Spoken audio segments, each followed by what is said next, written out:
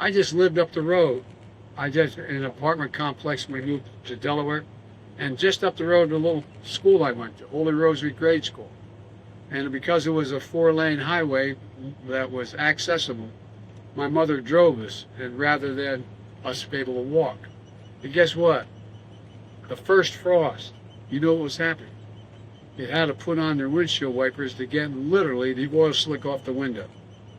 That's why I had so damn many other people I grew up with cancer, and why can't for the longest time Delaware had the highest cancer rate in the nation.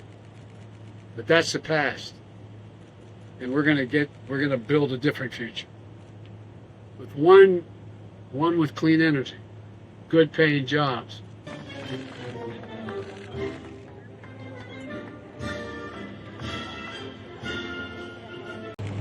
As president, I have a responsibility to act with urgency and resolve when our nation faces clear and present danger.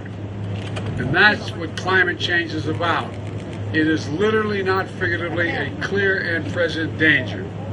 The health of our citizens and our communities is literally at stake. The UN's leading international climate scientists call the latest climate report nothing less than, quote, code red for humanity. Let me say it again. Code red for humanity. Isn't that a group of political officials, elected officials? These are the scientists. We see it here in America, in red states and blue states. Extreme weather events costing $145 billion. $145 billion in damages just last year. More powerful and destructive hurricanes and tornadoes. I've flown over the vast majority of them out west and down in Louisiana, all across America. It's amazing to see. Ravaging 100-year-old droughts occurring every few years instead of every 100 years. Wildfires out west that have burned and destroyed more than 5 million acres. Everything in its path.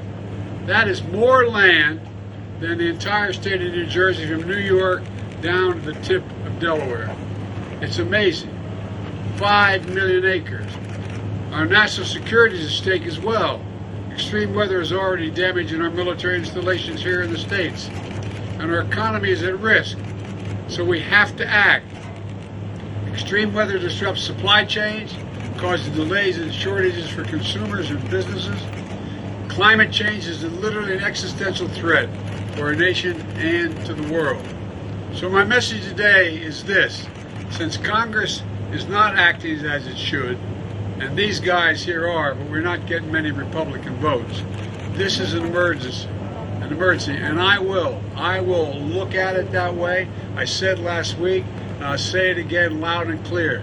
As president, I'll use my executive powers to combat climate crisis in the absence of congressional action, notwithstanding their